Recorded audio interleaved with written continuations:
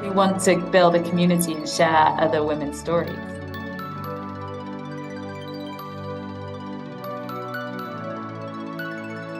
Hi, everyone, and welcome to the Tea with TE She Who Leads podcast. Today is a very interesting session. I have got Sarah Grice with me, who is the Group Head of Talent and Interim Head of DE&I at Barclays. Sarah, thanks so much for joining and welcome. Thank you, delighted to be here. I will let everybody just learn a little bit about you. So let's just start with a quick introduction in terms of background and career, if that's okay. Yeah, no problem. So I've worked in HR for a number of decades. I used to say 20 plus years, but I have to say it's probably closer to 30 plus years now, which is really scary.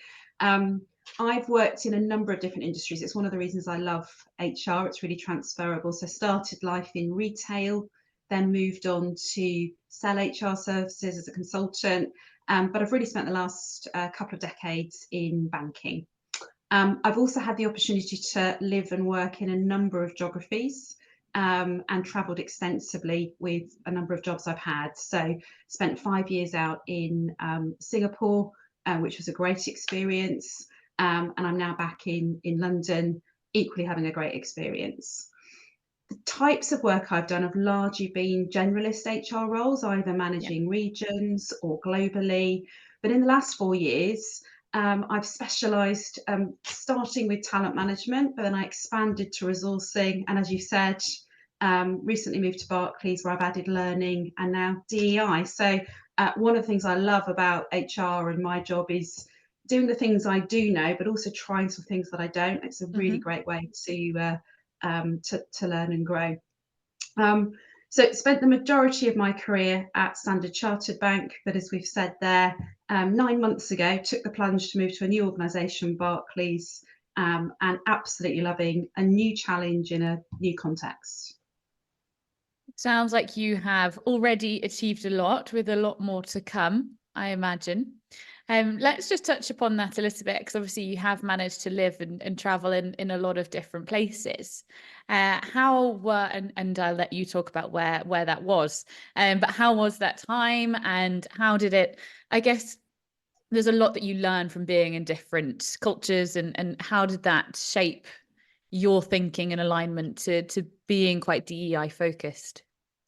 Yeah, it's a great question actually, and it's one of these things I've heard other people talk about, and it felt quite academic. And then having done it, it's a real sort of visceral learning experience. So travelled extensively in Africa and Asia, but as I said, had the opportunity to take my whole family, so 2 small boys and a husband and a mother-in-law, to Singapore and lived there for 5 years. And because I don't like to do things by halves, I wasn't just moving location, I was also moving to a very different job. It was the first big global job I had. It was the first time I'd moved from supporting the front office in the bank to technology and operations. So lots of different learnings. But to answer your question, my experience in Singapore was a really eye-opening. So firstly, for some context, Singapore's a really multicultural environment. It's got a kind of rich blend of Chinese, Malay, Indian, but also Western influences. And that's really evident when you look at the food, the language, actually the array of cultural festivals that you get to take part in. And what it really taught me was the importance of, I guess, valuing that cultural diversity, recognizing the positive impact it brings, but also it really made me think through the need for cultural sensitivity, and how I've been brought up in the UK with a huge amount of Western influences, and I assumed that was the kind of the way that you did things. And then you move, and it's almost like you're standing in someone else's shoes. You absolutely look at the world and the way that you work, the way that you lead, the way that you engage teams in quite a different way. So yeah, absolutely loved it and learned huge amounts. Yeah, I'm sure. I didn't realize that your mother-in-law got to go along for the journey as well. That's nice. Yeah, and the funny thing was, we actually then came back with the mother-in-law, with the 2 children who are a lot older, and my husband. But we also rescued a dog in Singapore we fell in love with. So it's really funny when I was talking to someone about the arrangement, she said, "You're the only person that's come back with an It's extended family more from family. this assignment. Yes. Your dog must have 2 passports. He's very confused. He does miss the heat. But you laugh. He actually does still have all of his paperwork from Singapore. So yes, he does. Wow. I mean, that's the epitome of kind of building bridges across different cultures, right? But how nice as well that you could bring him Yes. back. Yes. And that must have been a challenge. So first global role, thinking about going into APAC, obviously completely new country with young children as well. So that must have been something that did shape your career. And obviously in this podcast, we like to help share those moments that did help people along the way. Were there any other kind of pivotal moments in your career that you can point to? So it's a great question, actually, isn't it? I think it's how we should probably shape all of our CVs. It'd be much more interesting. So I've talked about Asia. Couple of others I would pull out, and actually I'm going to go right back to my first ever job after graduating. So I joined the Marks and Spencer's graduate training scheme, and it's a general management scheme. And I'd not really heard of HR at that point. Mm-hmm. And in fact, we're going back so far that it was called personnel. So I joined the scheme, and in my mind, I was going to learn how to be a commercial manager. And you do rotations. So I did my commercial management, managing a store, age 21, which is quite scary. Did the financials, so I could recite my P&L and I could talk to anyone around the products and what the value was. But then I moved to the personnel rotation, and it was like something all clicked. I can't kind of quite Okay. describe it, but I got really excited about the work that we were doing, and I could see how that was going to drive the commercials and the financials.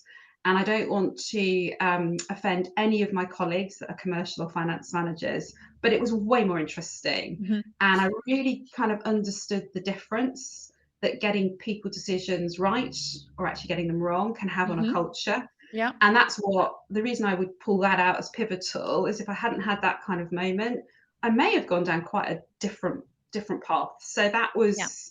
that was really, really pivotal. One other that comes to mind as well, and it's more around kind of people taking chances on you, bets on you. And Mm-hmm. I'll never forget, I'd gone on maternity leave with my first son, and I was thinking about sort of returning to work and having all of the usual conversations with yourself that you do around, can I do this? How will I juggle? And my boss at the time rang me and said she was moving to Dubai and would I like to be considered for her role? And my instinct was, oh, I'm not ready. I'm not ready. But she absolutely spent the time, invested the time in saying, actually, we think you're ready for these reasons. This is how we'll support you. And it was absolutely the right thing. I was ready for their next challenge. Yeah. But again, it was a real pivotal moment because if she hadn't invested that time in me and built Mm-hmm. my confidence, I think I probably would have been a bit more cautious, Mm-hmm. and I'd have missed out on a great opportunity. So kind of my top tip for anyone is, when someone does invest in you and take that chance, go for Yeah. it. What have you got to lose, really? Yeah, 100%. And I think on that topic, I do think as women, we probably, and there's those statistics, right, around women actually holding themselves back versus men always going for the thing that's probably 1 or 2 levels above. And I don't know why that is kind of a systemic thought process around how we operate, but it's so common. And I Yeah, agree. I think we have to just take the leap. agreed. I always sort of talk about that voice in your head, which Yeah. I still have, but you kind of Yeah. come up with coping mechanisms that I kind of almost wish I could say to myself 20 years ago, you do not need to have nailed everything Yeah. before you then can move to the next stage. There Yeah. has to be a kind of, I think, a 70-30 rule that you apply that says, you know what, I could probably do 60 to 70% of that next role. But some of it, I think I've got the skills and the potential, but I'm going to have to learn as I go. And almost being a bit more relaxed Yeah. with that, I think is important, but it is hard to do. Yeah. And it's a bit like you just mentioned with taking that first global role that obviously you'd never done in a different country, and then kind of moving into this broader talent and then DEI role you've not necessarily had before, but you've leaned on. Of course, you Yeah. understand the premise and it will relate to your role, but without kind of going, do you know what, I feel like I'm ready and I can go for it. You can't get the experience either. And so it is Yes. that unless you take the chance, I think you will, you stay in the same place for longer, right? Yeah, absolutely. And one of the things I learned, and actually, my last boss helped me with this, is it doesn't have to be binary. Hmm. So actually, she had a conversation with me. I was largely an HR generalist, as I said, and I'd never really thought I'd moved into what HR calls centres of expertise, the sort of the Okay. specialist Yeah. pieces, because I felt like you needed to have done that for 20 odd Hmm. years. Utterly ridiculous voice in my head. But my boss said to me, look, alongside your generalist role, why don't we add one aspect of talent, see how that feels, try it out. And I actually thought that was a really good technique Yeah. because you sort of build your confidence, but you're not having to kind of make the decision to go all in. Yeah. And then you can go all in. So a little bit of try before you buy, I Exactly. think, is a Yeah, and good way to trial and manage your error, career. you can see if you like it Yeah, as well, right? So yeah, yeah, you may not have even thought about going down a more specialist avenue yeah. unless you're trying it. You don't know if you're going to get there. Mm. One thing I think a lot of female leaders in particular do talk more about is the importance of networking and sponsorship, and I think you described it to me when we first spoke around having this scaffolding around you, which I really, really like that concept. Yeah. Who have you had along the way? And do you mind talking a little bit about that? Sure. Yeah, it's really interesting. So people talk about build your network, and it always used to not really resonate with me because I had these awful visions of walking into kind of a party and having to talk to people I didn't know, and Yeah. that was my impression of networking. So it's not my word. I've sort of borrowed it from somebody I worked with a little while ago, but I actually think that's what you're looking to do with sponsorship, mentorship, is build that scaffolding around you that Yeah. equips you to take that leap or to do those things that you wouldn't. So I've definitely acquired a number of people that are part of my scaffolding over the years, and they're people outside of my day-to-day work. I may have worked with them in the past, but they're my safe space. So they're my place that I can go and test out all those voices in my head if I'm Yeah. sort of having one of those moments, but they'll also hold the mirror up to me and challenge me, Yeah. and sometimes tell me not to be so silly and stupid. And actually, one of the things that I've noticed is you get more senior in your career, it's harder and harder for people to honestly do that. Yeah. Even when you 100%. try and create a safe space, an open environment. So you almost need more of a scaffolding, I think, Hmm. as you get more senior, so that A, it's a safe space, but B, they will definitely hold that mirror up. So it's all Yeah. about getting different perspectives, I think, and challenge. Hmm. Otherwise, you can get a little bit comfortable, Yeah. um, and not realize actually what where you need to go next. And do you feel like having a diverse network is beneficial? Yeah. No, definitely. And as I sort of talked about earlier, the great thing about HR is people are people. And yes, different industries, there are slight nuances, but I love the fact that in my scaffolding setup, I have people that work in completely different industries. Okay. And I find that really refreshing. Yeah. Clearly, I've built a lot of contacts in Asia, and I continue to keep in touch because, again, that gives Yeah, you of those course. perspectives.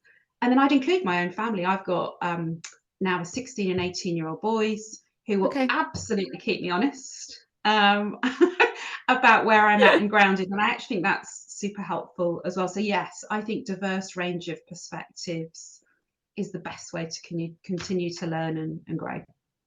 And a lot of people, especially senior leaders, and you kind of alluded to that there, will say to me that actually the further up the chain you go, the lonelier it is. And so how can you think about to pull in, I guess you have to think outside, either outside of your immediate organization, being HR, or kind of broader. How do you think about that as you do go up the chain? Yeah, look, it can feel lonely because you know I see some leaders who feel they have to sort of burden everything and hold things back. Hmm. I've learned over the years that transparency to an extent is really important. So, Yeah. if you need to solve a problem, I can guarantee you're never going to do it well on your own. You need to bring others with you. But as a leader, there's that balance, which I don't want to pass all of the issues and stress down the chain because I need to Hmm. contain some of that. But I do need to share the problem. I think my role as Yeah. the leader is to really define the problem as clearly as possible, Yeah. filter out where is it noise from a problem. And then I think it is less lonely because actually you're doing it together as opposed to feeling you're doing it on your own. However, back to the scaffolding, on top of what I talked about, I do try and regularly engage in forums, listen Okay. to podcasts, Yeah. find other ways, because actually I find that really reassuring, because 9 times out of 10, you recognise you're not dealing with these problems on your own. Yeah. You know, a number of people are working through the same issues. I think when we went through COVID, that was a great example of, I saw many HR functions across the world comparing notes rapidly. Oh yeah. So I think that's another way of feeling less lonely, actually, and isolated. Yeah, it's a great idea. And then thinking about kind of these networks and diversity more broadly, I know that having a diverse network probably does make you think about how you approach diversity within your own organization. But I'd love to get into kind of talent, the process, I guess, around kind of how you are creating processes when we're thinking a lot around talent. And I'm sure there's a lot that we can go into here. But would you say that different leadership styles as a starting point have influenced your perspective in terms of thinking about DE&I? Oh, for sure. I mean, I think the first, and yeah, look, there's lots on. I could probably spend the rest of the podcast talking about We process, probably will. but don't worry, I won't. I think I realised a number of years ago that there is not a model leader. So I'm going to probably make lots of people that have developed leadership frameworks very upset.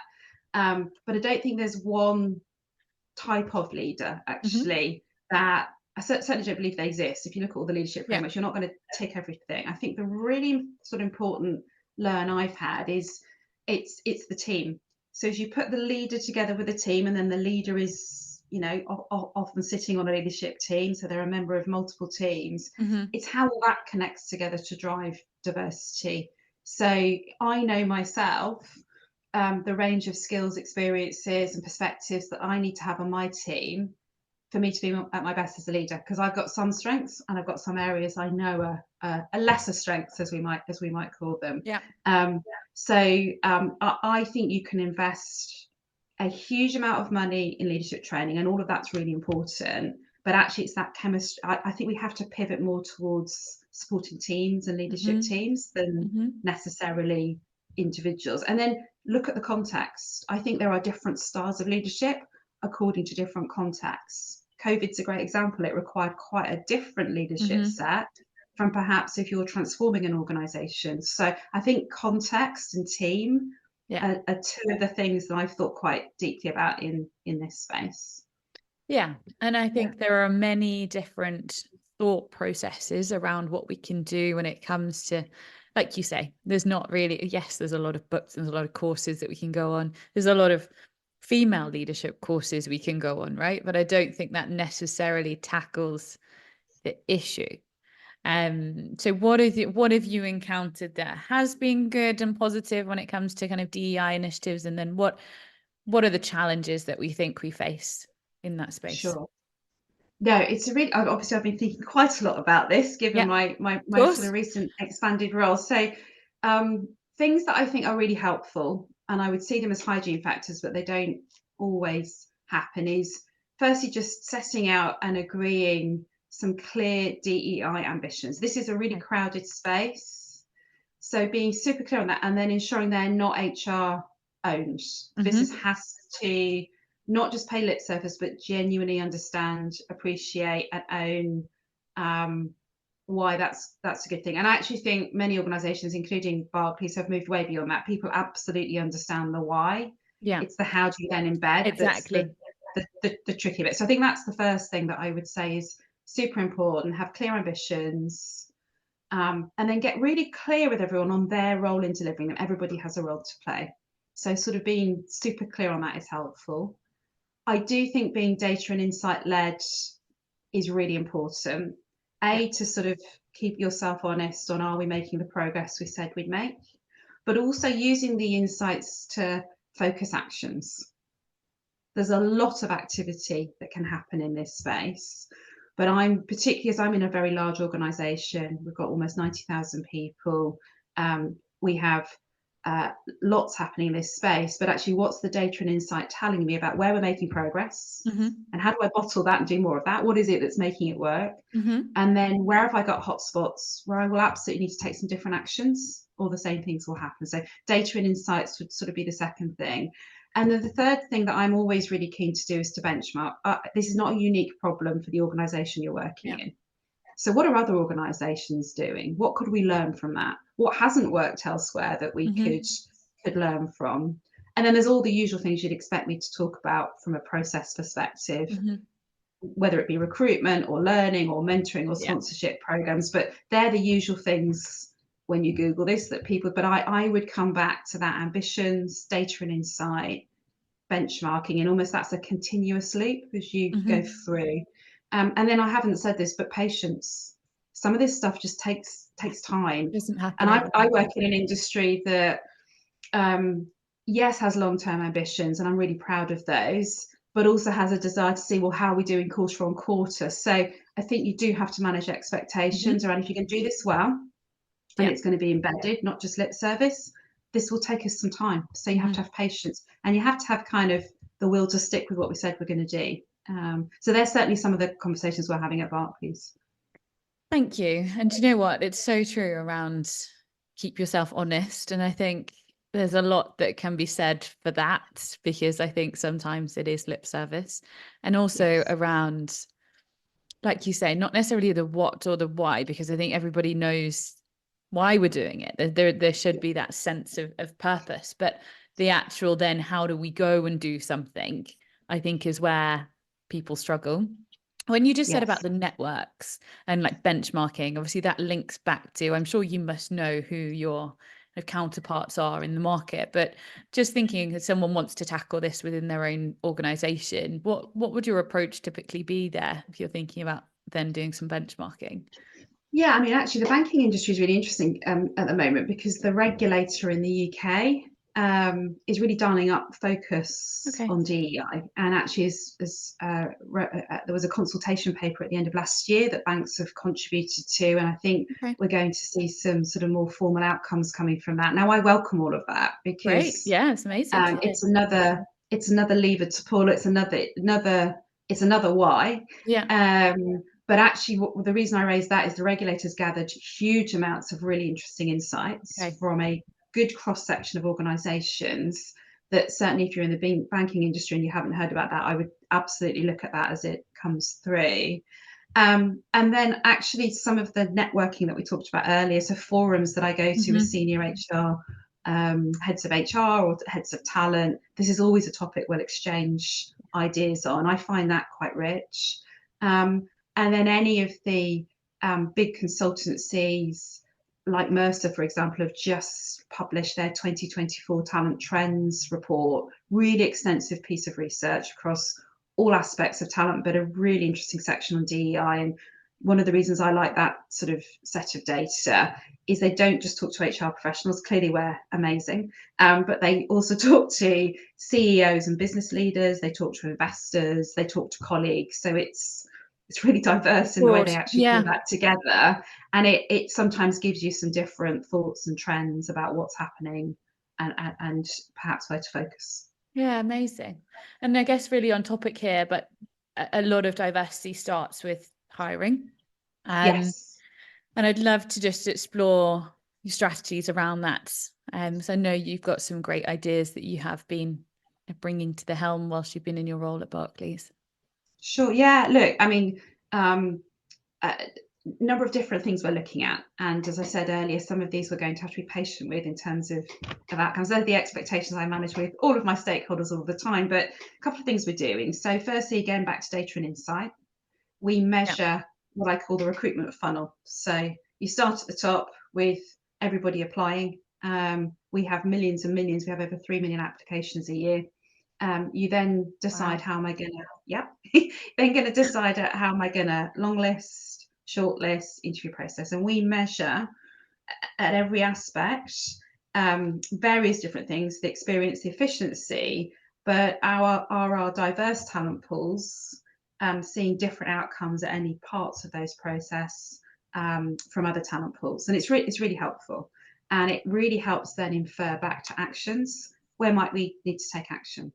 So as an example, when we looked at that, we saw that as female talent moves through the process, actually do as well, if not better, than other talent pools, which is great. So therefore, the problem we need to address is not the selection process. That looks fair and equitable. That's really good. But actually, we need to just find a way to attract more females into the top of the funnel, which is now where we're focusing on in terms of brand attraction, making sure that people understand all the great stuff that we're doing, to provide that environment that is inclusive for female talent. So data and insight is definitely one of the things that we've looked at. I think the other thing we're looking at is how do we support diverse talent pools to really be at their best during the interview process, through the application process, and really provide some additional support to make sure that we're at a level playing field. And we do this quite a lot at Barclays, in particular with our early careers or our graduate talent, because that can be quite overwhelming. It's often the first time you've applied. So we partner with a number of different external partners who focus on diverse candidates, but provide those students with additional support. We host sessions on careers. We help them think about, how they present their experiences and skills, just to give everybody the sort of best possible chance of going through that process in the right way. And I could go on, but they're just a couple of examples of things that we're trying. Yeah, it's really helpful. And the policy, kind of the interesting thing around female hiring, and we see this a lot in the space that we're in. Obviously, we support quite a diverse group of clients, but I'd say with female attraction, like you say, I do think the thought process around what appeals to a working mother versus a younger female is different. But equally, how can you attract to all types of females in different situations? And I think sometimes the policies for males versus females is we're not looking at the same things. And so it's how are you then? Exactly. I agree. It's really interesting. I haven't moved jobs for almost 20 years when I decided to move to Barclays, and you get sent all the usual stuff, which is great, really great set of benefits, and fabulous to understand about the purpose and the culture. But I can remember flicking through all of this stuff, and what jumped out is a whole range of benefits specifically geared towards women. So for example, lots and lots of support for women going through the menopause, proper, real practical support, hotlines to call, guidance support. And I thought, actually, that in itself, that the rest are kind of almost what you'd expected, but that really sort of jumped out for me as Barclays really thought about this. That's going to be really practical. And so I think you're exactly right, really being thoughtful about the different types of employees that we're going to have, who are going to be experiencing different things at different parts of their life, and then just making sure that's featured, I think, as a way to attract talent in. Super important, actually. And it feels like a small thing, but they're really impactful, actually, because it sends, I think, a message that this is important to us. And I think somebody that's just becoming a mother versus, as you say, somebody going through the menopause, different times in their lives, but nice to know that you've got the support before actually joining somewhere. Yes. Which is great. And that's really nice to hear that that's something that you've got on offer. And it's those little things, I think, that actually make huge difference. And it's hard, isn't it, when you've already got kind of a DNA of a business, and say that there's critical hires that need to be made. And so and this is where I think people struggle a little bit, because I think diversity kind of goes out the window when you've got speed, time to hire. You really need to get somebody. So then it becomes a male, but then you look at like your sales organization and it's all males. And so you think, how then can we actually then bring in future females? And they look at the organization and they go, well, it's all male, so why would I come in? And I do think actually the policy piece, or kind of the understanding around how it's shaped towards female hiring longer term, will help, because you can't then just unpick your team and say, actually, we need to hire a load more females, and it's not working. So obviously this doesn't work like that either. No, I completely agree. And then you're back to the, you have to be patient. I also think you've particularly at senior level, you've kind of failed if you're waiting for the vacancy to open up. You really kind of need to be doing the pipelining, building the network, really challenging yourself to make sure that you're engaging with as diverse a group of talent as possible, way ahead of I've now got the vacancy. And it's quite a mindset shift actually around even what's the internal recruitment function there to do. You know, is it there to take the job requisition and fill the role, or is it completely different? And I think as we build a more sophisticated view of the skills we have, the skills we need, we can do more and more of that proactively. That's certainly where we're trying to get to in Barclays. Yeah, that's interesting, isn't it? Because I think not everybody thinks in that way. You think that the talent acquisition function is to hire the talent. So that is for that immediate opportunity versus what is our future talent? Yes. What do we need to hire for to make sure that it's not just the people that are in the senior roles now, but what are we doing longer Exactly. term? And I have no desire to impact your business model, but also, you know, actually, have we got this talent internally that we could grow That's alongside good. Yeah, of where do course. we need to go? So one of the things we're experimenting with in my team is we're putting together talent acquisition and learning. We call it talent development, and creating a one talent partner model so that we have on behalf of the business one role that is starting to go, okay, so here's the demand that's coming in. Actually, is this where I need to go buy that talent externally? Is actually the better way to spend our money to invest in reskilling internally? Actually, is this a contingent worker? So really a kind of whole talent solution is where we're trying to get to. It sounds wonderful. It's actually quite hard to do. So we're sort of experimenting in one area, and then we'll build from there. Yeah, and do you know what? I feel like that goes hand in hand with the patience piece, because everybody is so quick to need X person in place. So we just hire who's good for the job. Which of course, yes, we need the people that are good for the job, but equally, are we thinking about how that is an equitable future of this organization? One thing that we do, and I think it sounds like this is what you're doing, is actually hire for potential versus hire based on experience. But it takes a lot for somebody to get their head around how to do that, especially a hiring manager who obviously needs to just hit revenue or tick a box of filling the gap, basically. And that's so hard, isn't it? I think it's how do you teach patients to say, actually, you could get this group of very strong females who might not necessarily fit the direct brief right now, but we can get them there. Yeah, no, I agree. It's really interesting when I look at different phases of or types of recruitment. So for early careers, actually nailing the we need to hire for potential works, because of course the skills and even moving away from I have to have X degree, we've moved away from that a couple of years ago. So actually I think we've got quite a robust, certainly at Barclays, we've got quite a robust potential model that we use and test for in early careers. But you're absolutely right. We kind of almost have then corporate amnesia when we get into kind of more senior hiring. So we're about to introduce Workday at Barclays in July globally, which is really exciting. And one of the things it will give us the opportunity to do is break down every single role we have and every single vacancy into skills. And then for all of our colleagues, they'll have the opportunity to share with us, and we'll bring some other inputs, the skills that they have, not just in the job they're in, but generally. And so somebody having access to all of that information, I think, will help advance moving towards that skills-based hiring. But I agree with you. I've read a lot about this, but I've not seen anyone that's landed it consistently across all hiring types. I think that's the challenge for all of us. And I think because there is a shortage, and it's not, I know that there are future gens that are coming through who are more involved in the science and the tech and the engineering roles, and that's great. We're a while off before we can bridge that senior gap. I think we're still not there. You're right.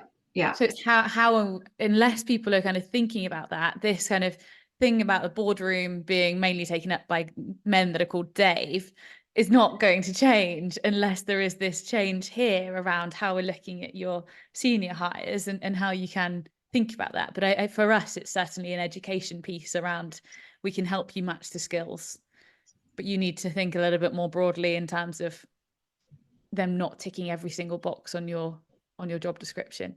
Yeah, and I think there's a different type of diversity, isn't there, which is that diversity of thought. Yeah. And I mean, I work in a heavily regulated industry where you absolutely do need to, in many roles, have that banking experience. Yeah.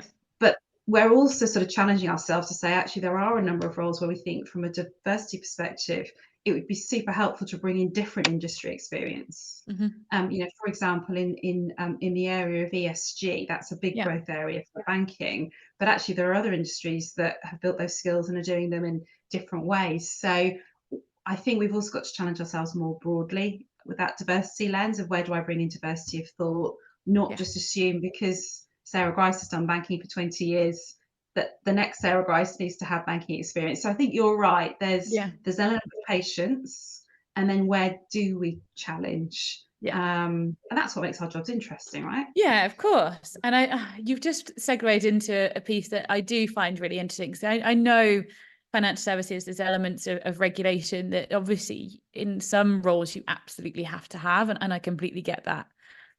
But do you think there is a future where we are being a bit more transferable across sectors?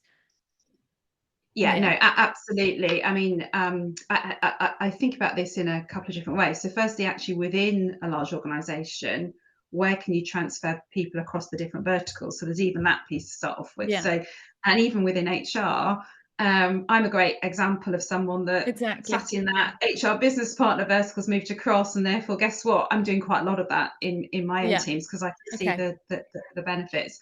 But yeah, I mean, I think particularly, if I look at banking and I look at the technology and digital skills we need, that's a natural place to say, actually, we should really be fishing in a much broader pool to bring those skills in. Equally, one of the things that we look closely at Barclays, and a number of banks do, is, how do you achieve absolutely excellent customer service? Again, there's a lot of different industries you can pull those skills from. Doesn't have to necessarily be banking. So I think I kind of call them talent corridors. You have to get really clear about where are those natural talent corridors, either within an organisation or between, because it's not true to say everything can be cross-industry, and you do need some specialism. So if you can kind of narrow your focus, then I think that really helps the conversation, because you can go after those particular talent corridors. Yeah, I like that term. I actually just made a note. I'm going to refer back to that because I really like that. That's a very cool term to think about. Sarah, we are nearing on the end of our time, but I've honestly learned so much already, and I do really appreciate you sharing these kind of tidbits, I guess, in terms of where people can just apply small, quick learnings. I think obviously not quick in terms of how long they take to implement, because I think we both know from different experiences that patience is key in this situation. But you've had a lot of experience that shaped your career to date. And I would love to just think about, and you have shared a bit of advice at the beginning as well around networks and things, but thinking about the best bits of advice that we can share with the future generations that are coming up, but also people that are maybe struggling with certain points at the moment in their careers. What would you share? Sure. So I guess if I could go back and talk to myself 20 odd years ago, what would I say? So we've talked about building your network and scaffolding, but make sure that within that you've got people that will challenge and push you, as well as be your safe space. I think you kind of need both. Putting out some of the things we talked about, I mean, recognize you don't need to know everything. You definitely don't need to have got it absolutely perfect. You don't need to have ticked everything on the job description for your next role before putting your hand up to learn and grow. I always think needs to be the right mix of, you know what, I've got this, I can do this, with, oh my goodness, that sounds interesting, but I've not experienced that before. You need to have the right mix. And then find ways to experiment. Sometimes I think we set ourselves these unrealistic, very binary, I'm all in or I'm not. But perhaps think about where you dip your toe in the water, try a project, take on that additional responsibility. Go join a network elsewhere and experiment if presenting's the thing that you want to do more of in a safer space, but experiment. So those would be probably a couple of things that I'd pull out that I wish I could have whispered in my own ear 20 odd years ago. Yeah, it's always the way though, isn't it? We don't learn these things until we learn them Yeah. the hard way, normally. Yeah. Well, thank you so, so much. Honestly, so much great sharing and learning there from your perspective across, as you say, the generalist HR mindset, from transitioning then into more of a talent focus, and now with the diversity lens as well. So thank you so much for sharing. I do have one final question, because it is the Tea with TE podcast. Which is, how do you take your tea? Goodness, that's the hardest question, I think.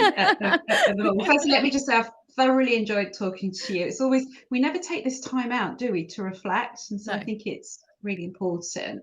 But my answer to your really killer question is, it depends what time of day it is. Okay. So I'm a big kind of strong builder's tea in the morning, Okay. just to, I guess, wake me up. By the afternoon, I definitely have to move into green tea zone, otherwise I can't sleep.